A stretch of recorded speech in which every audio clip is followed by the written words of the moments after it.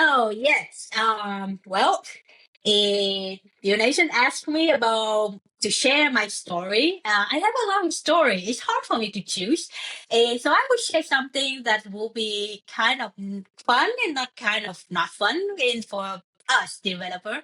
For example, you all know about accessibility, right? And you probably know that I'm always talk about accessibility, at least in the beginning in some conference.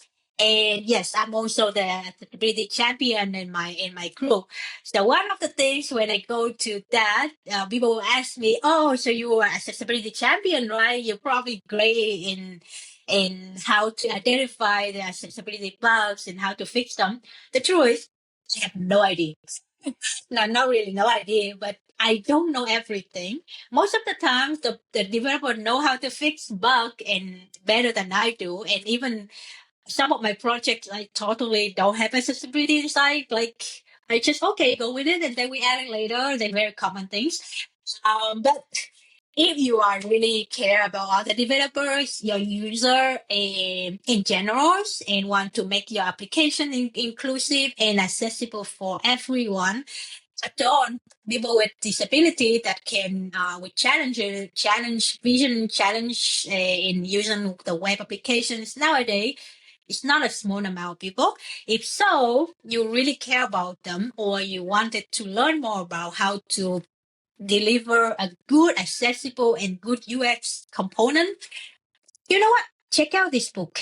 It's called Inclusive Design Patterns. I have a bunch of this book, and it's really great because I kind of all the time I have to refer it every time I build a component, every time when I talk to the UX designer, I want to understand whether they cover this, whether I understand correctly, whether anything I'm missing. So I'm always go back to this book and trying to look for it. It's called Coding Accessibility into Web Design, and it will tell you what the common pattern and what you need to pay attention to, and how to design component that is would make accessible. It's very easy to follow, and it's not really hard. Again, accessibility is not hard to follow. It just have a lot of guidelines. The website guidelines is so much information that you got into the mood of too much information. I'm going to sleep, something like that. But yeah, try it out. And you know what?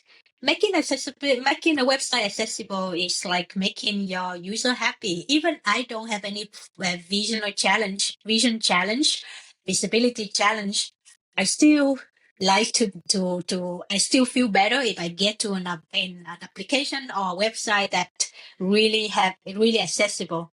Because again, I don't know when is my keyboard not working or my mouse not working or when my screen not working. So things like that's important.